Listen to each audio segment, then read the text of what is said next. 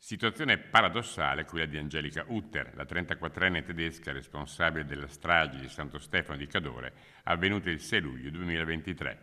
La donna, per la quale sono stati chiesti gli arresti domiciliari, attualmente è in libertà vigilata, misura cautelare che però non le permette di scontare la pena.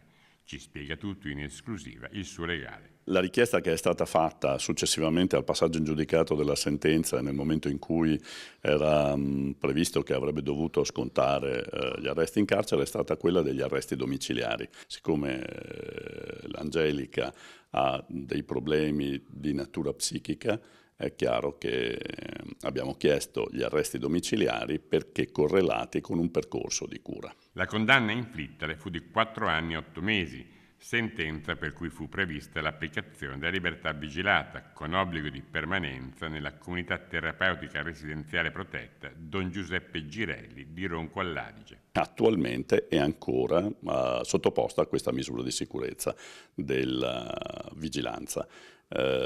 Questa non le permette di scontare assolutamente la pena, nonostante le prescrizioni che sono state imposte fanno sì che la stessa in sostanza non possa allontanarsi senza l'ausilio di eventuali altre persone dalla struttura in cui si trova. Utter, dopo essere stata per 8 mesi nel carcere della Giudecca a Venezia, ora spera in arresti domiciliari che non sarebbero applicabili in Germania, per cui verosimilmente resterebbe dove si trova, iniziando però a scontare i 4 anni rimanenti di pena.